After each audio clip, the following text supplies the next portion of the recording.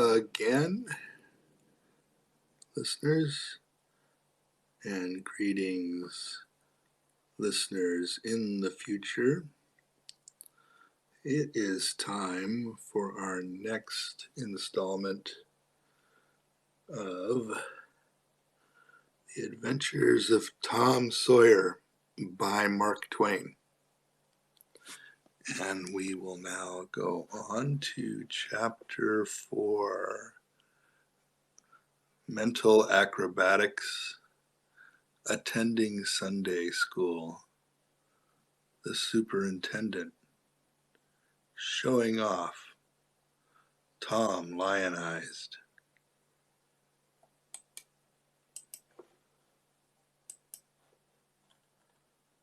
The sun rose upon a tranquil world and beamed down upon the peaceful village like a benediction.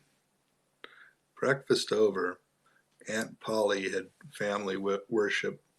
It began with a prayer built from the ground up of solid courses of scriptural quotations, welded together with a thin mortar of originality.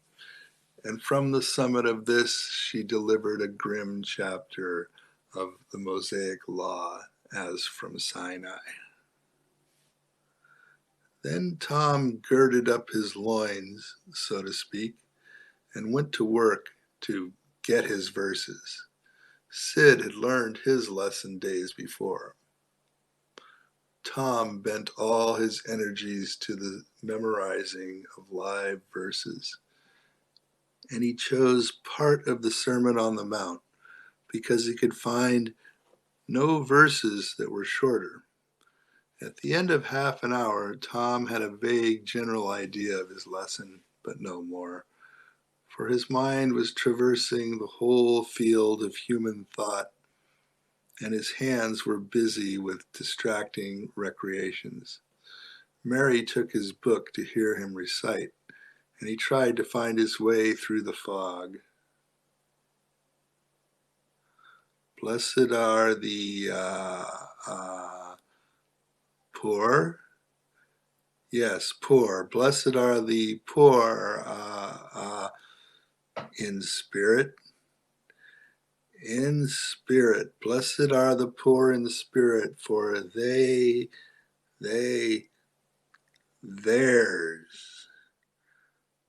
For theirs. Blessed are the poor in spirit, for theirs is the kingdom of heaven. Blessed are they that mourn, for they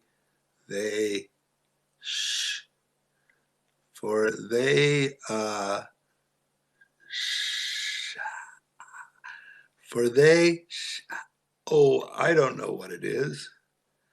Shall. Oh, shall. For they shall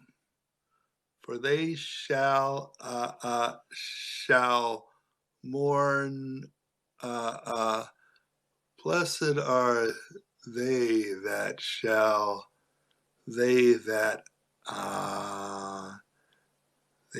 mourn, for they shall what?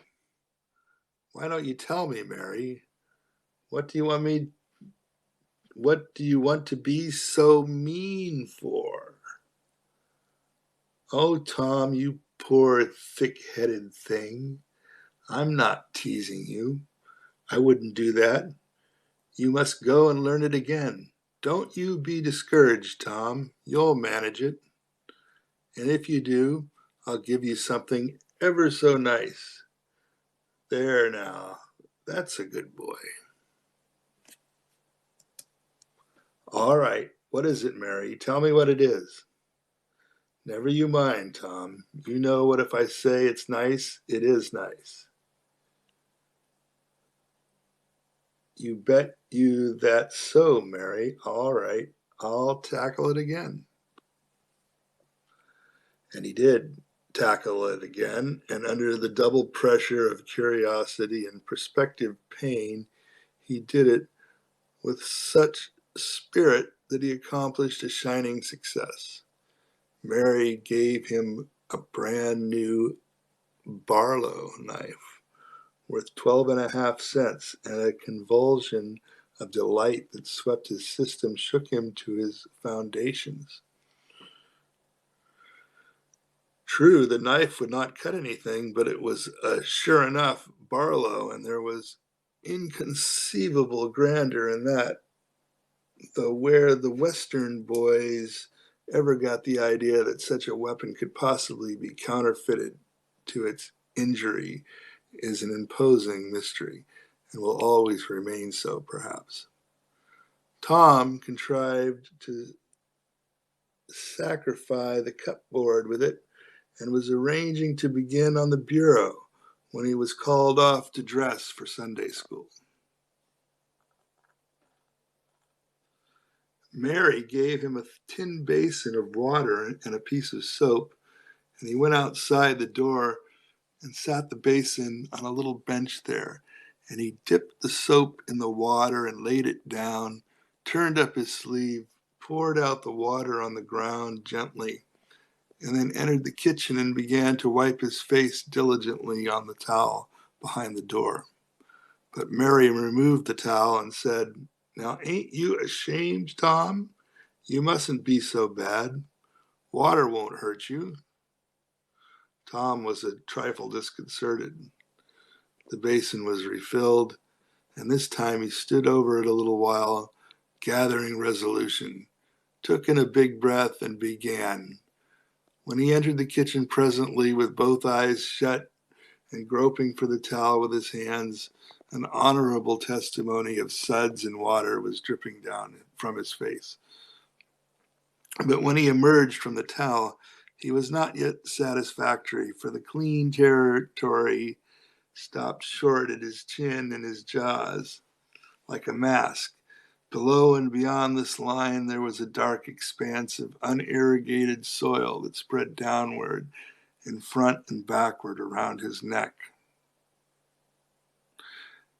Mary took him in hand, and when she was done with him, he was a man and a brother without distinction of color, and his saturated hair was neatly brushed, and its short curls wrought into a dainty and symmetrical general effect.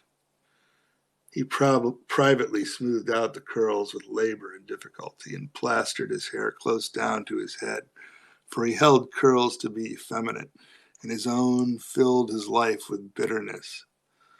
Then Mary got out a suit of his clothing that had been used only on Sundays during 2 years. They were simply called his other clothes, and so by that we know the size of his wardrobe. The girl put him to rights. After he had dressed himself, she buttoned his neat roundabout up to his chin, turned his vast shirt collar down over his shoulders, brushed him off, and crowned him with his speckled straw hat. He now looked exceedingly improved and uncomfortable. He was fully as uncomfortable as he looked, for there was a restraint about whole clothes and cleanliness that galled him. He hoped that Mary would forget his shoes, but the hope was blighted. She coated them thoroughly with tallow, as was the custom, and brought them out. He lost his temper and said he was always being made to do everything he didn't want to do. But Mary said persuasively, "Please, Tom, that's a good boy." Then he got into the shoes, snarling. Mary was soon ready, and the 3 children set out for Sunday school, a place that Tom hated with his whole heart, but Sid and Mary were fond of it. Excuse me. Sabbath school hours were from 9 to 10:30, and then church service. 2 of the children always remained for the sermon voluntarily, and the other always remained too, for stronger reasons. The church's high-backed, uncushioned pews would seat about 300 persons.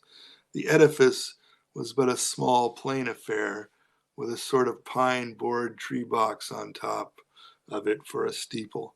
At the door, Tom dropped back a step and accosted a Sunday-dressed comrade.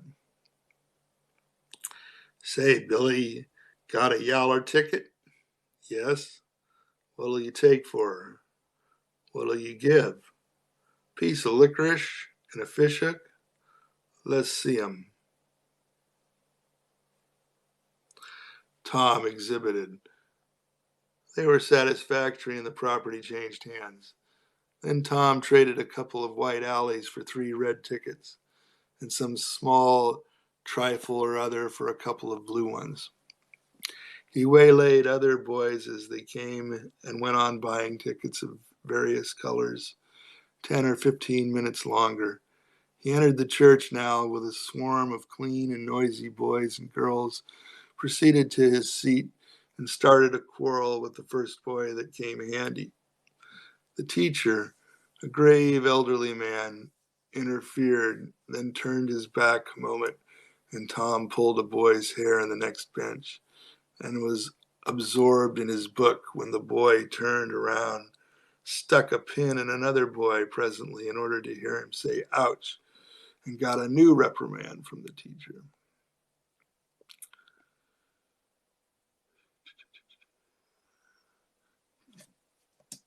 Tom's whole class were of a pattern, restless, noisy, and troublesome. When they came to recite their lessons, not one of them knew the verses perfectly, but had to be prompted all along. However, they worried through and each got his reward in small blue tickets, each with a passage of scripture on it. Each blue ticket was paid for 2 verses of the recitation. 10 blue tickets equaled a red one and could be exchanged for it. 10 red tickets equaled a yellow one. For 10 yellow tickets, the superintendent gave a very plainly bound Bible worth 40 cents in those easy times to the pupil. How many of my readers would have the industry and application to memorize 2,000 verses without stopping? But the strain upon Mary had acquired, but the strain upon his mental faculties was too great, and he was little better than an idiot from that day forth. I'm sorry, what did I do here? I missed something. Let's go back. 10 blue tickets equaled a red one and could be exchanged for it. 10 red tickets equaled a yellow one. For 10 yellow tickets, the superintendent gave a very plainly bound Bible worth 40 cents in those easy times to the pupil. How many of my readers would have the industry and application to memorize 2,000 verses, even for a Dore Bible? And yet Mary had acquired 2 Bibles in this way. It was the patient work of 2 years, and a boy of German parentage had won 4 or 5. He once recited 3,000 verses without stopping, but the strain upon his mental facilities was too great, and he was little better than an idiot from that day forth. A grievous misfortune for the school, for on great occasions before company the superintendent, as Tom expressed it, had always made this boy come out and spread himself. Only the older pupils managed to keep their tickets and stick to their tedious work long enough to get a Bible. And so the delivery of one of these prizes was a rare and noteworthy circumstance. The successful pupil was so great and conspicuous for that day, and on the spot every scholar's heart was fired with a fresh ambition that often lasted a couple of weeks.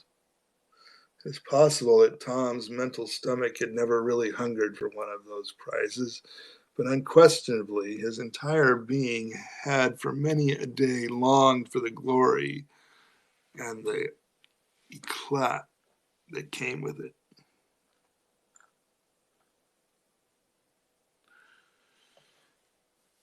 In due course, the superintendent stood up in front of the pulpit with a closed hymn book in his hand and his forefinger inserted between its leaves, and commanded attention. When a Sunday school superintendent makes his customary little speech, a hymn book in the hand is as necessary as is the inevitable sheet of music in the hand of a singer who stands forward on the platform and sings a solo at a concert. The why is a mystery, for neither the hymn book nor the sheet of music is ever referred to by the sufferer. The superintendent was a slim creature of 35 with a sandy goatee and short sandy hair. He wore a stiff standing collar whose upper edge almost reached his ears and whose sharp points curved forward to breast the corners of his mouth. A fence that compelled a straight look out ahead and a turning of the whole body when a side view was required. His chin was propped on a spreading cravat, which was as broad and as long as a banknote and had fringed ends. His boot toes were turned sharply up in the fashion of the day, like sleigh runners, an effect patently and laboriously produced by the young men by sitting with their toes pressed against a wall for hours together. Mr. Walters was very earnest of mien and very sincere and honest at heart, and he held sacred things and places in such reverence and so separated them from worldly matters that unconsciously he himself, his Sunday school voice, had acquired a peculiar intonation which was wholly absent on weekdays. He began after this fashion. Now, children, I want you all to sit up just as straight and pretty as you can and give me all your attention for a minute or two. There, that is it. That is the way good little boys and girls should do. I see one little girl is looking out of the window. I am afraid she thinks I am out there somewhere, perhaps up in one of the trees making a speech to the little birds. Applausive titter. I want to tell you how good it makes me feel to see so many bright, clean little faces assembled in a place like this, learning to do right and be good, and so forth and so on. It is not necessary to set down the rest of the oration. It was a pattern which does not vary and so is familiar to us all. The latter third of the speech was marred by the resumption of fights and other recreations among certain of the bad boys, and by fidgetings and whisperings and extended far and wide, washing even to the bases of isolated and incorruptible rocks like Sid and Mary. But now every sound ceased suddenly with the subsidence of Mr. Walter's voice, and the conclusion of the speech was received with a burst of silent gratitude.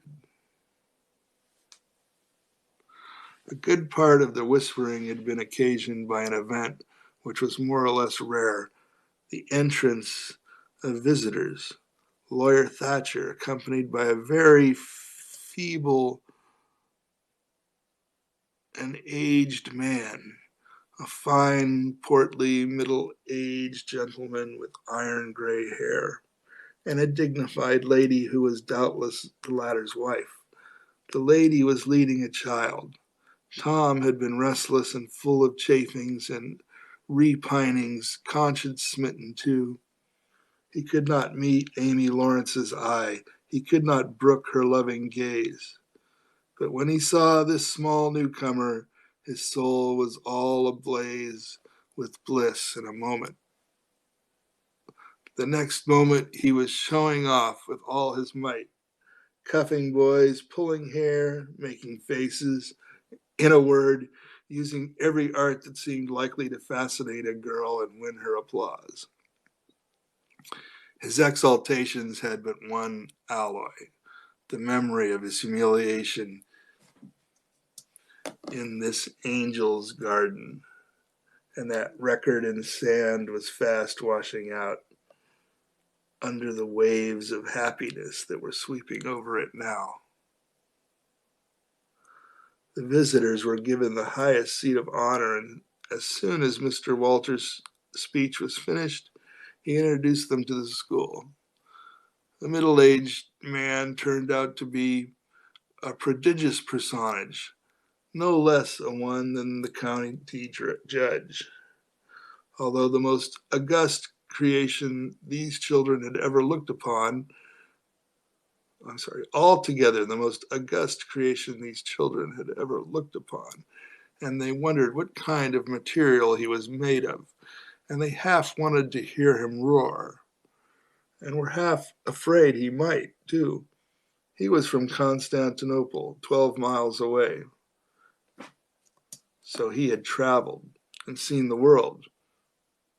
These very eyes had looked upon the county courthouse, which was said to have a tin roof.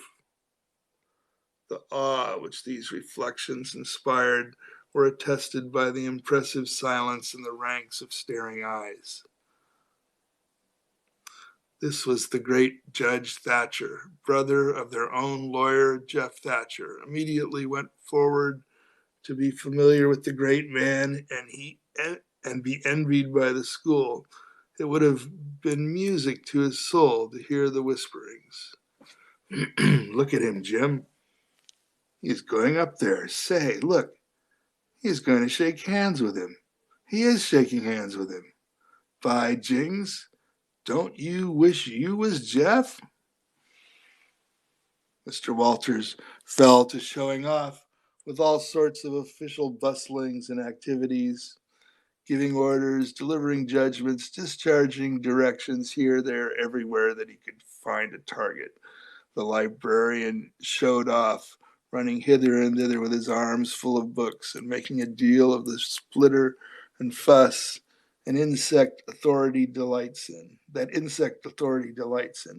The young lady teachers showed off, bending sweetly over pupils that were lately being boxed, lifting pretty warning fingers at bad little boys and patting good ones lovingly. The young gentleman teachers showed off with small scoldings and other little displays of authority that were lately and fine attention to discipline.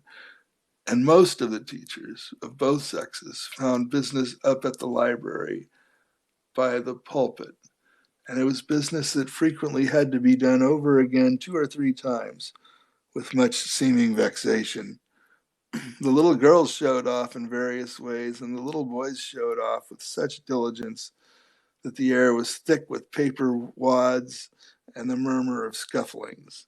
And above it all, the great man sat and beamed a majestic, judicial smile upon all the house and warmed himself in the sun of his own grandeur, for he was showing off too.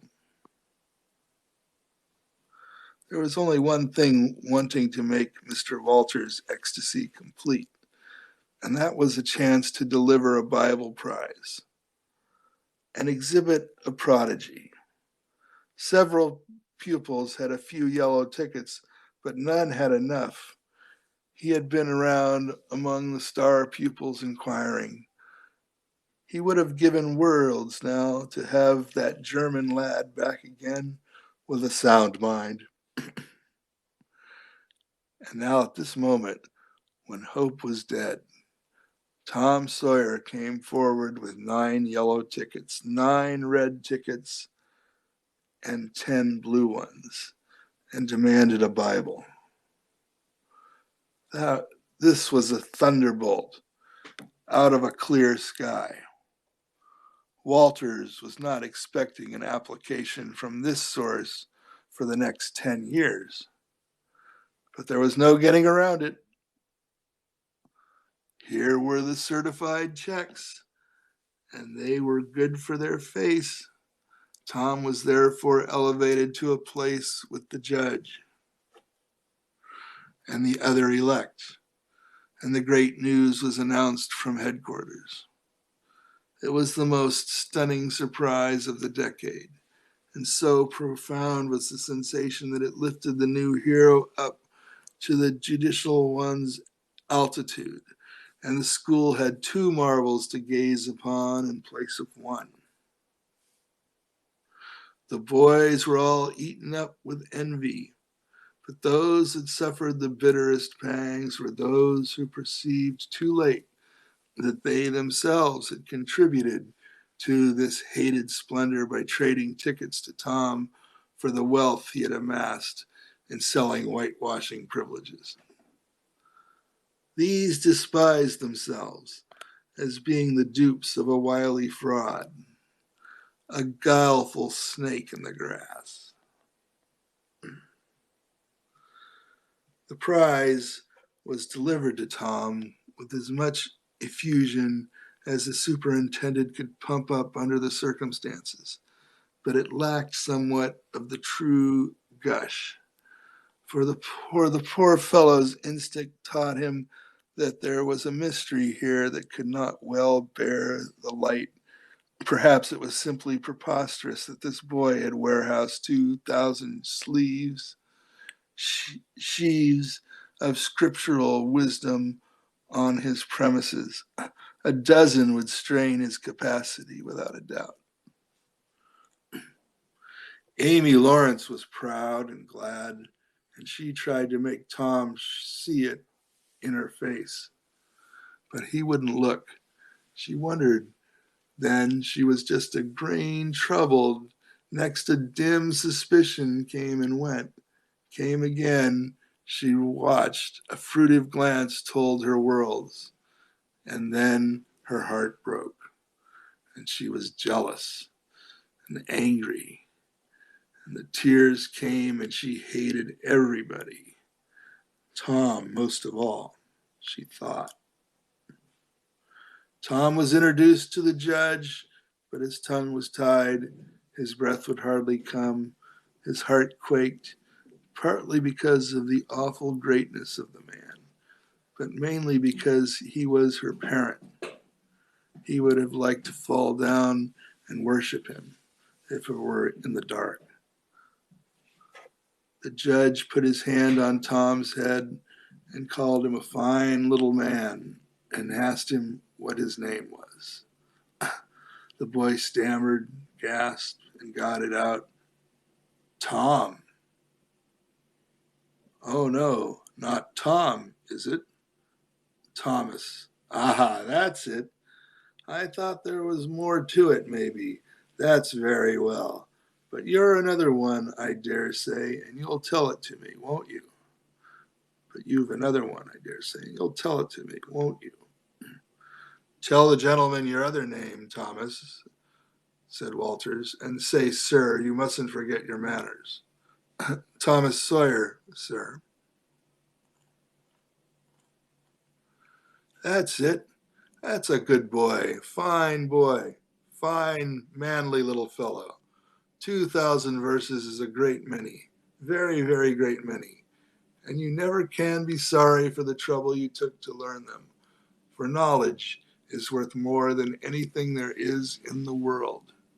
It's what makes great men and good men. You'll be a great man and a good man yourself someday, Thomas, and then you'll look back and say, it's all owing to the precious Sunday school privileges of my boyhood. It's all owing to my dear teachers that taught me to learn. It's all owing to the good superintendent who encouraged me and watched over me and gave me a beautiful Bible, a splendid, elegant Bible to keep and have it all for my own, always. It's all owing to right bringing up. That is what you will say, Thomas. And you wouldn't take any money for those 2,000 verses? No, indeed, you wouldn't. And now you wouldn't mind telling me and this lady some of the things you've learned. No, I know you wouldn't. For we are proud of little boys that learn.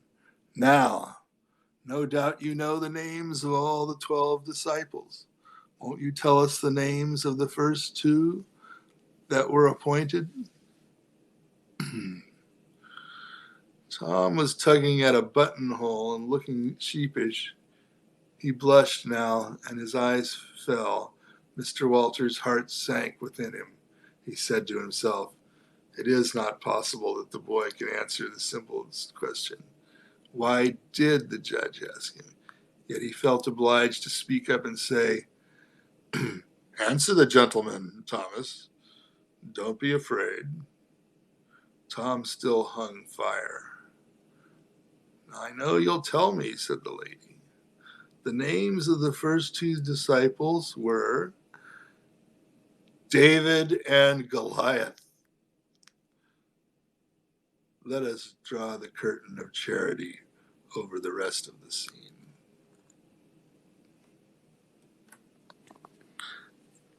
That was amusing. Thanks for listening. And I will be continuing very soon with the next installment. And if you go back on my Periscope profile, you'll be able to find the earlier chapters already read. Thanks a lot. See you, or here, everybody. I hope you all return. Thanks a lot.